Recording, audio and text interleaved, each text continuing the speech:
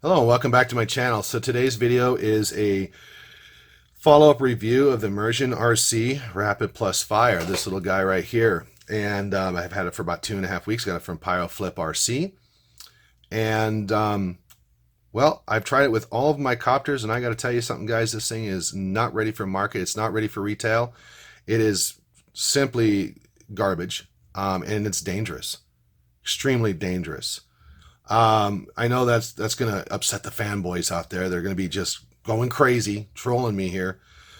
But it's true because, you know, you expect it's a receiver module. You plug it in, you're out there flying, you're having a good time. In fact, the way that this thing was advertised and touted, it was supposed to be, you know, between the LaForge or the True D and the Clearview in performance. And what they failed to tell us all is that, well, we didn't properly test it with everything out there, and there are some compatibility issues. Yeah, it didn't say that on their website. It didn't say that on the box, and it didn't say that on the dealer's site. But what are compatibility issues? Well, what that is that, in fact, it said it in the instructions. It said legacy mode was for older cameras and blah, blah, blah, blah, blah. Well, it's not just for older cameras, guys. It's for all kinds of stuff out there. In fact, there's a growing, what they call a living list. It's a growing list of stuff that's compatible and not compatible. So basically, people are out there being guinea pigs, flying their stuff, finding out, oh, it's not compatible with Rapidfire, seeing the black screen of death, and I don't know, wrecking, I guess. And then coming back to the list and contributing to the list, I guess. Is that what we expect for 150 bucks? Really? I mean, this little guy right here, I just reviewed this. I did a flight video in my shop. I thought the shop, because it does have a high noise floor up there, and that's why I bought this module. I thought it was supposed to be good for that. And no, this is not compatible. No, it's not compatible. Either the camera's not compatible. I'm not kidding you guys. It's either going to be your camera, your VTX, or your OSD that's not compatible. When I flew this thing here, it was rock solid. I mean, this thing was rock solid, okay?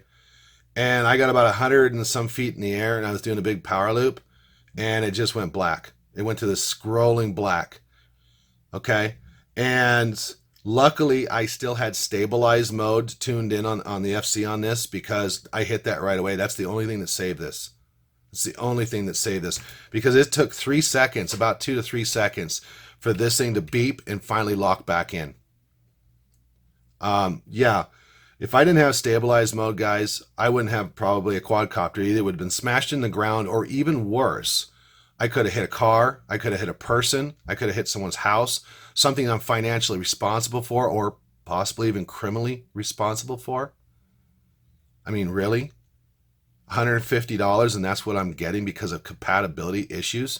And the thing doesn't pick legacy mode for you. It's not like, okay, this thing it's not working with Rapidfire, I'll just kick down to legacy mode. No, ImmersionRC is not that smart. No, you either choose legacy mode and just happen to know that, oh, I guess it's not compatible. I mean, I don't mind with something like this when this is not compatible, because it's a sponge, it's a flying sponge. It's made to bash into things. But when I'm flying something with 5-inch blades, able to cut through human flesh to the bone, yeah, that's a big problem. You know, 70, 80 miles an hour, I'm getting black. I mean, come on, get out of here with that crap. On my other review, I said this thing has problems with the Fatshark DVRs. Well, I'm not the only one. In fact, PyroFlip RC, which is where I got this from, I love them, by the way, great service. They were mentioning something with the DVR in their initial flight video. Guys on ImmersionRC's website, or on their Facebook page, are mentioning issues. They're also mentioning low voltage issues, including the new Fatshark goggles, which is funny to me, because right here on the box it says certified by Fatshark for use in their headsets. Apparently they didn't check the DVRs. Apparently they didn't check the power requirements. Guys are having to open up their goggles and do all kinds of modifications. It's really stupid. We're having to do workarounds too. Plug your quadcopter in first, and then plug this module in second, and you could have a better lock. And I will tell you, yeah, that's a good workaround. It actually does work. Except when I'm, I don't know, Anywhere between, it seems to be 30, 100 feet. Sometimes it doesn't happen at all. In fact, I flew like 5 or 6 batteries, and I was locked in the entire time. And then all of a sudden, it seems like the longer this thing's on, the more problems it has. I'm running HV batteries. I mean, if I'm putting around the parks, just doing power loops, just having some fun, doing some freestyle and stuff, I mean, those batteries, my battery, my 1800s HVs could last me like 8 minutes. The next thing you know, it was 6 minutes in, I'm starting to get problems. And I tried the legacy mode, and guess what? Still got problems. I even updated the firmware. They got a new firmware, which, by the way, all their firmware is listed as beta. Love that. $150 module, beta. Really? Beta firmwares? Okay, so I'm still a guinea pig. I pay you $150 and I'm a guinea pig. Right. Okay. Yeah. So I got the new firmware on here, and still got problems. And guys are still saying, yeah, it's better, but it's still got problems. You know. This is a $50 module right here. This is the 5808 Real ACC 5808 Pro Plus. It's got the Achilles firmware on it. I don't have problems with that. There's no compatibility issues. I got a Holy Bro over here. No compatibility issues. I got an old Quantum over here. No compatibility issues. I have, what else is here? Well, my head plays. I have no compatibility issues. I've never had problems with compatibility. And then this old thing here, this old Box Cam monitor. Um, you know, come to think of it, I did have compatibility. I did. I had compatibility issues with this. I honestly did. Now I remember that. In fact, yeah, I had compatibility issues with this. Okay, so I take that back. I did. You know what I had compatibility issues with? Now I think about it. ImmersionRC's VTXs back in the day.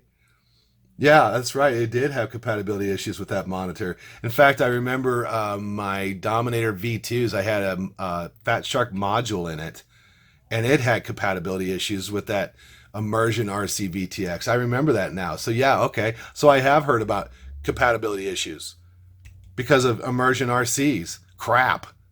They seem to think that the rest of us are supposed to conform to them. Hey, you know what, ImmersionRC? You're really not that hot of a product. You're not that big of a company. You're not DJI. We're not going to bow down to you, jackasses. You introduced a product in a market that's already existing with existing products. It's your job to conform to that, not the other way around. Okay? I got fanboys. There was a fanboy on RC groups that literally is trying to blame the customers for not doing research on whether or not their stuff will be compatible with this. Are you kidding me? I didn't have to do research with this. I mean, guys, with your LaForge, are you having to go to visit a website for compatibility issues? Do you have a legacy mode? Did you have to do? No, I don't think you did. What about True D? No, I don't think so. I know with this one I didn't. I bought the product and it was $50, and the little door was $5, and I chipped the guy that came up with the firmware, the Achilles firmware, $5. So $60. That's about the amount of research that I did. I mean, seriously, the thing just works. In fact, Stu for me, UAV Futures has determined, and I have to agree with him, this is all you need right here. This is the only module you'll need. This thing actually works. Josh Bardwell just did a shootout, included this in one of his shootouts. It was performing just as well as some of the top end guys, LaForge and True D. I thought. I mean, clearly in my eyes, I thought it did really damn good. And he didn't even have the Achilles firmware on it. He just had the stock firmware. He didn't know that the Achilles would work with this module. Huh. So, I mean, you know what? I tell you what, that reminds me of something. Hey, ImmersionRC, do you want to stop this this insanity you got going by, pushing out beta, using your customers for as guinea pigs? Why don't you hire this guy? Why don't you hire the guy that came up with the firmware, the Achilles firmware, to do your firmware, huh? I mean, that's a good idea. In fact, now I think about it, this guy is coming out. The guy who came up with the Achilles firmware is now coming out with something called the Rapidfire. He's going to try to emulate what this thing does, the magic thing that's inside here. That's pretty damn hilarious. So, guys, if you're on a waiting list on this, or you're on the fence about whether or not you want to buy this product, don't. It's dangerous. You don't know whether or not your stuff is compatible until you hit the black wall of doom. whether or not you should be in legacy mode, or I guess the new one is V2 mode or whatever. It's just so stupid. It's beyond just dumb. It's just dumb. It's a receiver, for Christ's sakes. It's a very, very expensive receiver. Okay, so skip out on this thing.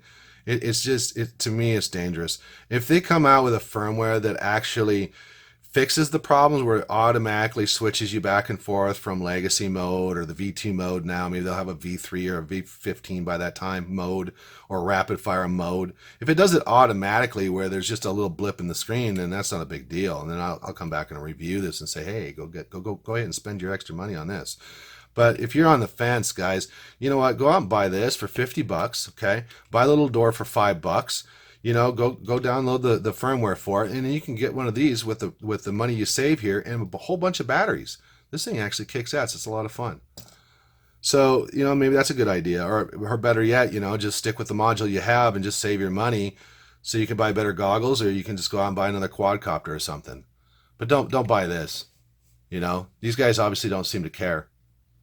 They don't seem to care that people are having issues. They don't seem to care enough to test out a product that we're going to rely on to fly our quadcopters. I mean, it's FPV, for Christ's sakes.